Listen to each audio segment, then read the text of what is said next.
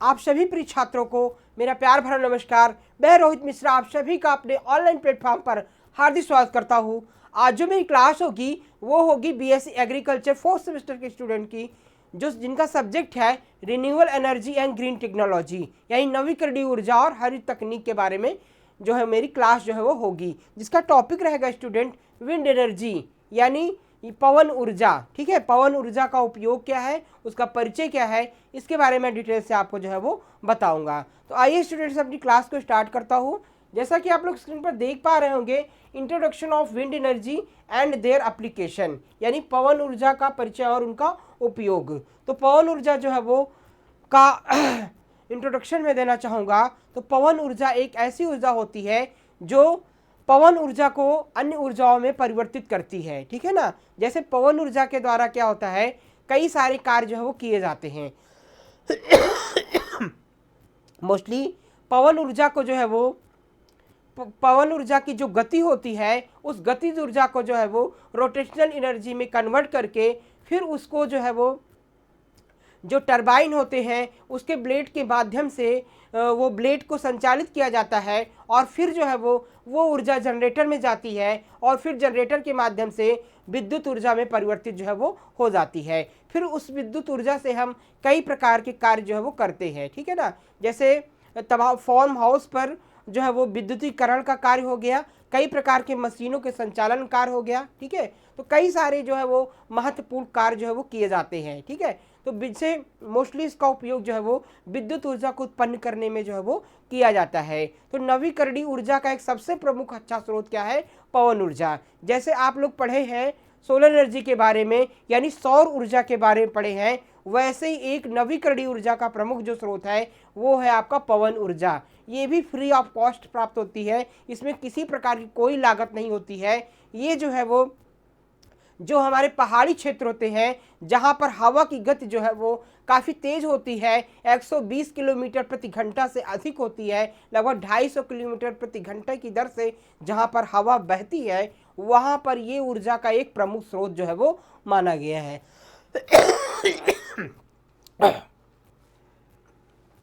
तो जहाँ पर ये हवा की गति बहुत तेज़ होती है, वहाँ पर ये ऊर्जा का काफ़ी अच्छा जो है वो स्रोत जो है वो माना गया है।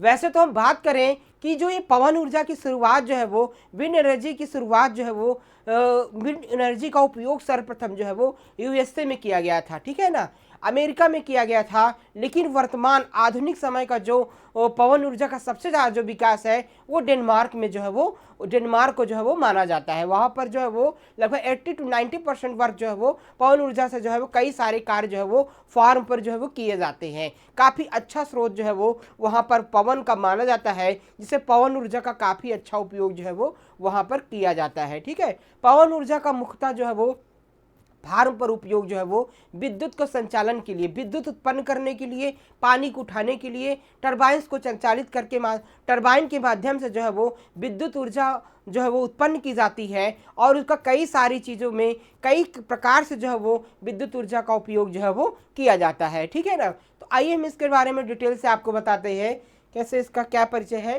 तो सबसे पहले मैं बताना चाहूँगा कि पवन ऊर्जा का क्या है वो परिचय क्या है, इंट्रोडक्शन क्या है। ठीक है ना, यानी आपका पवन ऊर्जा का इंट्रोडक्शन की बात करेंगे तो जो विंड एनर्जी है, पवन ऊर्जा एक लोकप्रिय संधारणीय नवीकरणीय ऊर्जा स्रोत है जिसका जीवाश्म ईंधन जलाने की तुलना में पर्यावरण बहुत कम प्रभाव पड़ता है। ठीक है ना, जैसे आपका जो जीवाश्म ईंधन होते हैं, जो मिनरल ऑयल होते हैं, जैसे कोयला हो गया, आपका जो है वो डीजल हो गया, पेट्रोल हो गया, इनके जलने से क्या होता है कि जो है वो CO2 गैस रिलीज होती है जो वातावरण के लिए काफ़ी हानिकारक होती है। लेकिन पवन ऊर्जा के द्वारा क्या होता है, किसी प्रकार का कोई पॉल्यूटेंट नहीं उत्पन्न होता है। ये जो है पर्यावरण के लिए एक मित्र का कार्य करती है और पर्यावरण को स्वच्छ रखने में काफ़ी महत्वपूर्ण इसकी भूमिका जो है वो होती है।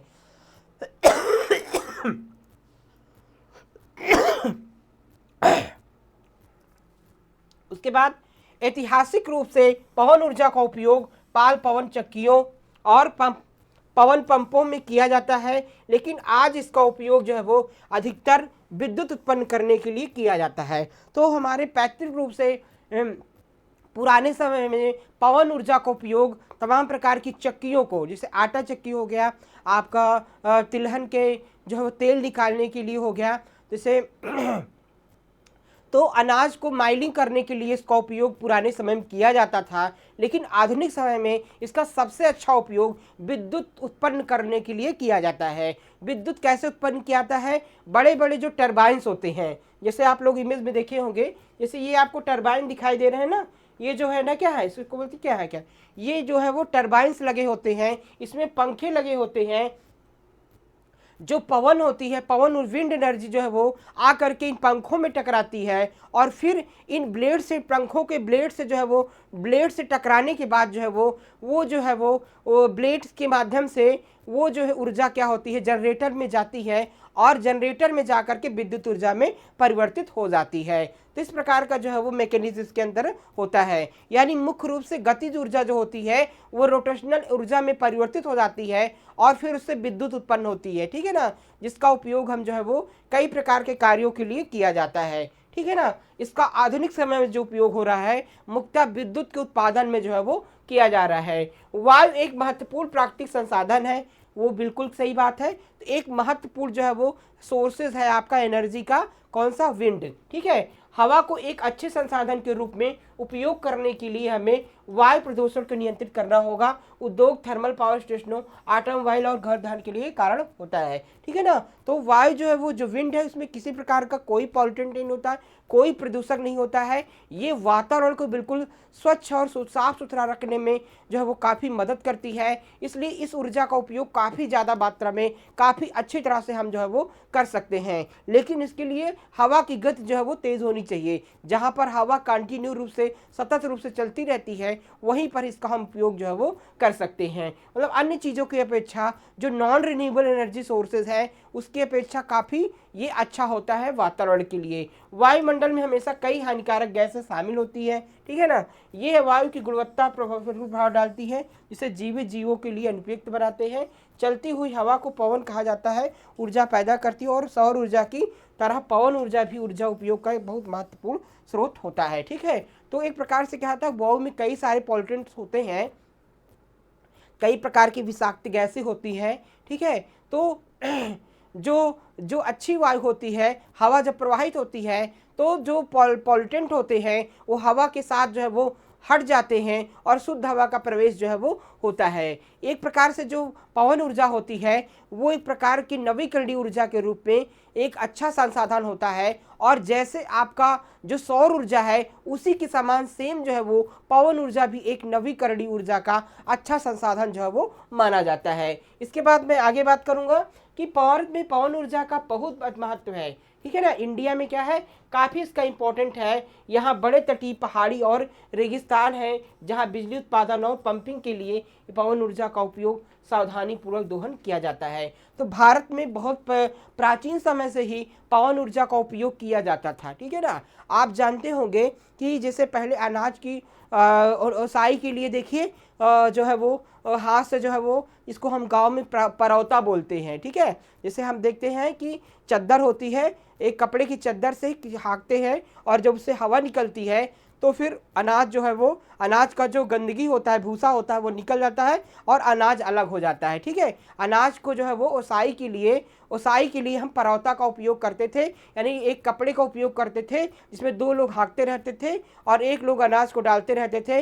हवा के माध्यम से जो है वो उसकी गंदगी, जो भूसा बाहर निकल जाता था और शुद्ध जो साफ अनाज है वो एक जगह गिर जाता था। इस प्रकार से अनाजों की ओसाई के लिए हम पुराने ढंग से जो है वो पवन ऊर्जा का उपयोग जो है वो करते थे। आज भी पंखों में देखिए विद्युत चालित पंखों का लगा करके हम ओसाई का काम करते हैं। तो पवन ऊर्जा का उपयोग बहुत पौराणिक समय से चला आ रहा है। चक्कियाँ वगैरह संचालित करने के लिए पवन ऊर्जा का उपयोग किया जाता था और भारत में काफ़ी अच्छा जो है वो एक प्रकार का रिसोर्स है पवन ऊर्जा का, यानी भारत में जो है वो काफ़ी अच्छा संसाधन है वायु का। तो यहाँ पर भी अच्छी तरह से पवन ऊर्जा का उपयोग जो है वो कई सारे कार्यों के लिए किया जा सकता है। इसके अलावा पवन ऊर्जा को यांत्रिक और विद्युत ऊर्जा में परिवर्तित किया जा सकता है। यार यानी पवन ऊर्जा को कई ऐसे मैकेनिज्म हैं जिसके द्वारा उसे यांत्रिक एवं जो है वो विद्युत ऊर्जा में परिवर्तित किया सकता है। मैकेनिज्म एंड इलेक्ट्रिक एनर्जी में कन्वर्ट जो है वो किया सकता है। और पवन ऊर्जा हवा की गति से ऊर्जा प्राप्त करने और उसे यांत्रिक शक्ति और बिजली के उपयोगी रूपों में परिवर्तित करने की प्रक्रिया है। यानी पवन ऊर्जा को हवा की गति से अच्छी तरह से जो है वो उसको कई प्रकार से कई युक्तियों के माध्यम से यांत्रिक ऊर्जा से विद्युत ऊर्जा में आसानी से परिवर्तित किया जा सकता है। अधिकांश पवन ऊर्जा टरबाइनों से आती है, अनिवार्य रूप से विशाल पवन चक्कियाँ, ठीक है ना। तो मोस्टली जो है वो अधिकांश जो पवन ऊर्जा का उपयोग हम कैसे करते हैं, टरबाइन के माध्यम से करते हैं, ठीक है ना। जो भी पवन जहाँ पर हवा की गति तेज होती है वहाँ पर हम टरबाइंस काफ़ी ऊंचाइयों पे क्या होता है टरबाइंस को लगाते हैं और हवा जब उनके पंखों में टकराती है फिर उनके पंखों के माध्यम से जो है वो जनरेटर के जो है वो ब्लेड्स उनके ब्लेड्स के माध्यम से टरबाइन संचालित होती है और फिर वो ऊर्जा जो है वो उत्पन्न होकर के जनरेटर में स्टोर हो जाती है। फिर जनरेटर जो होता है वो उस पवन ऊर्जा को विद्युत ऊर्जा में कन्वर्ट हो कर देता है और फिर उसका उपयोग हम कई प्रकार के कार्यों के लिए, कई प्रकार के विद्युत के उपयोग से चलने वाली मशीनों के लिए, जैसे फॉर्म पे पानी उठाना है, चक्कियों को चलाना है, प्रकाश को संचालित करना है, तो कई सारे कार्यों के लिए हम जो है वो विद्युत ऊर्जा का उपयोग जो है वो करते हैं। इस प्रकार से इसका यूटिलाइजेशन होता है टरबाइनों के माध्यम से।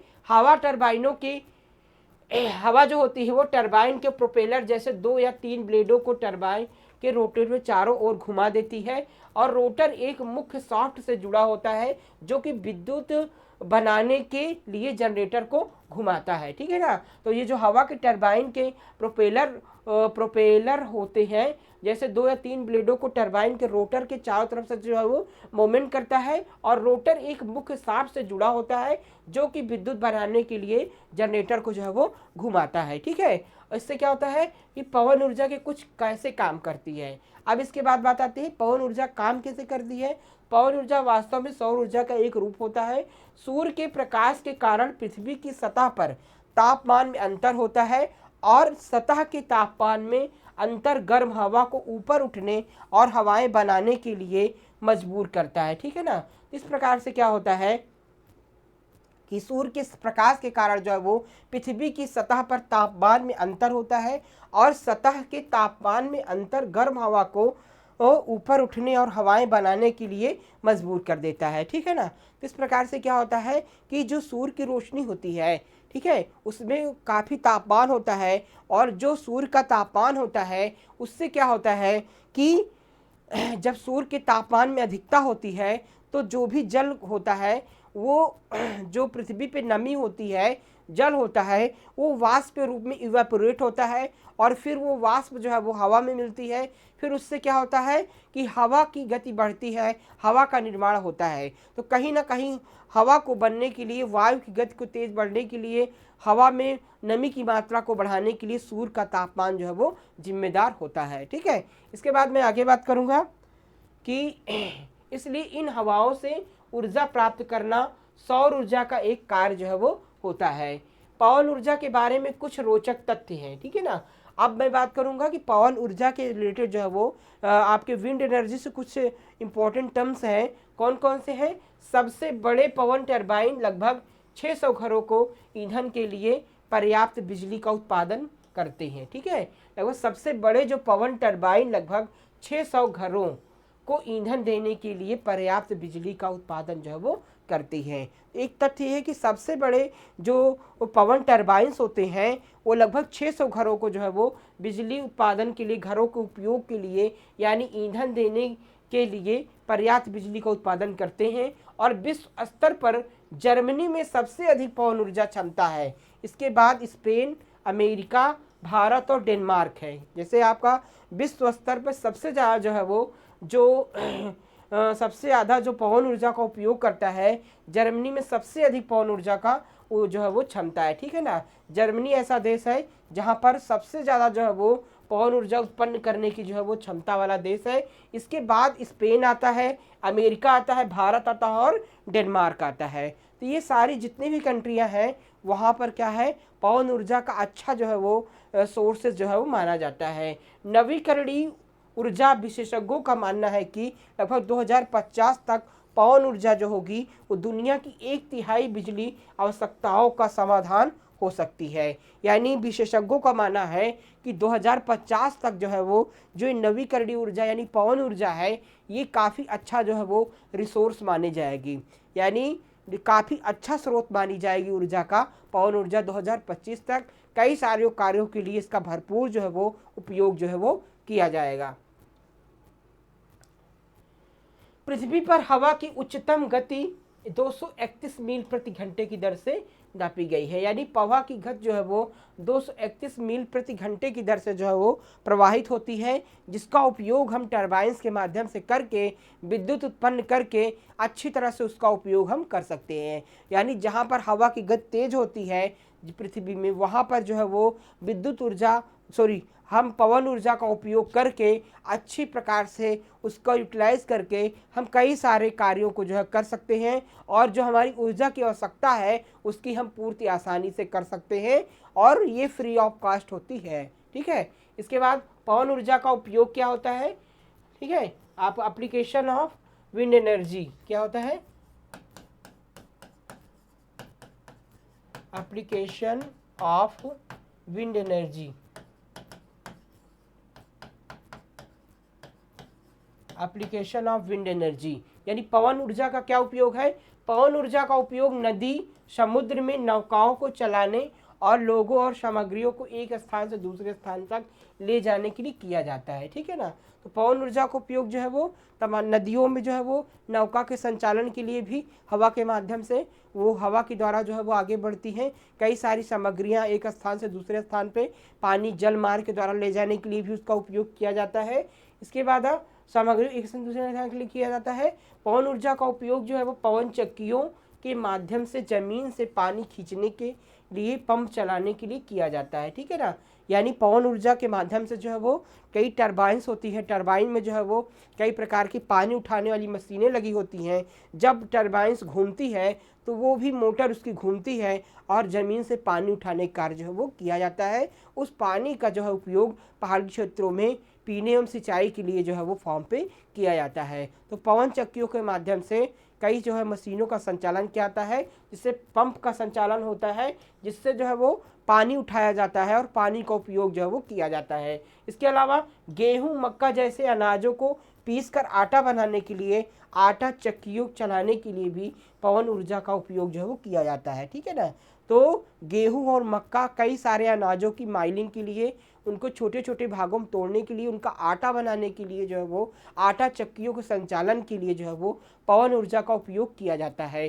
कई सारी टरबाइन जो होती हैं, टरबाइन के माध्यम से जो हवा होती है वो जो आपकी पवन चक्कियाँ होती हैं वो संचालित होती हैं। ठीक है, तो ये जो है वो ये कार्य भी, माइलिंग का काम भी जो है वो पवन ऊर्जा के द्वारा जो है वो किया जाता है।